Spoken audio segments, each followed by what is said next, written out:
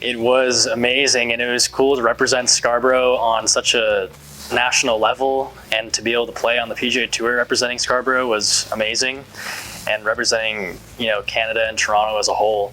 And for an experience for me, it was great being able to play against the best players in the world. It was truly incredible, and I'm never going to forget that week.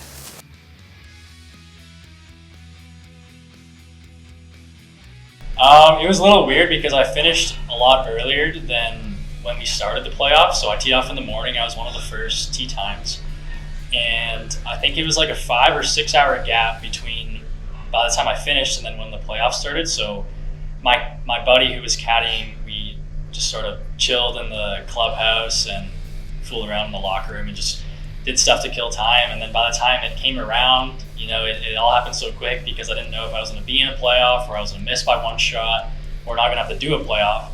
So it kind of happened quick. And then when it did, we warmed up, and obviously I was really nervous with my caddy, but I was just trying to have fun with it and just embrace it. And then, I wasn't going to let the moment get to me. I was just going to try my best, and whatever happened in the playoff happened, and it just happened to go my way, which was great.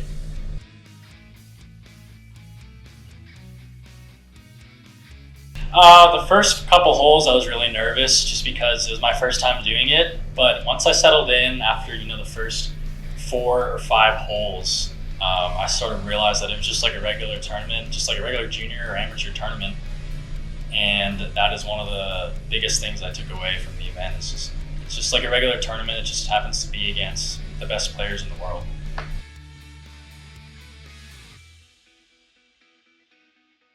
I was definitely nervous, but it was nice having all my friends and family watching at the same time. That sort of calmed me down a little bit and made everything seem like it was just a regular round. But obviously I'm going to be a little nervous, so I just try to hit like a little knockdown driver just to get it in play.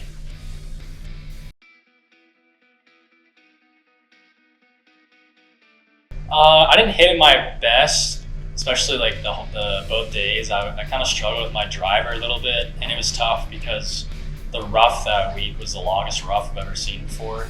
So it was unfortunate that I did not hit my driver well, and I was in the rough almost half the hole. So it was tough being able to score, but I was happy with the way I scrambled the first day for par. It's getting a lot of up and downs from my tee shots.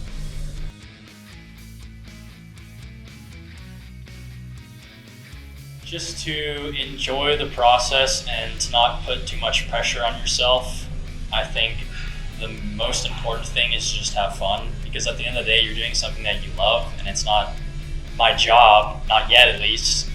So it's just having fun and just not take things too seriously, because at the end of the day, it's just a golf score, and the whole point is to have fun out there and just don't put too much stress on yourself. I have a ball marker and a pitch marker pair that I use every round that I've been using for a couple of years now, but I also have a compass in my bag that not a lot of people use. So before each round starts, for tournaments at least, I look at the wind direction for each hour of the round that I'm playing. So that way it takes the guessing part out, especially if it's swirling or if I'm in the trees and it's hard to judge the wind. I can refer to my compass, look down at it, and just know the wind direction on my shot.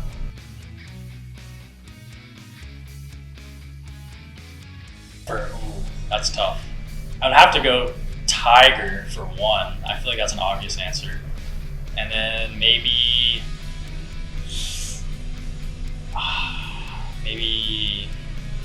Bryson. I like Bryson. I like what he's done for the game the last few years. I like his personality, so probably him. And then maybe in Canadian, like Nick Taylor or Corey Connors or something like that.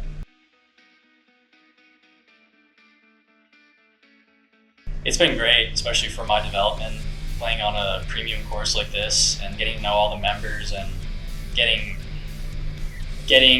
playing with all the younger kids when I first started. When I was like 8 or 9 when I first joined with my parents, it was nice being able to play with the older kids like Luca and Oscar at the time, and all the kids that were, playing Division I golf at that time when I was just younger, and they helped me develop at that time, which was great.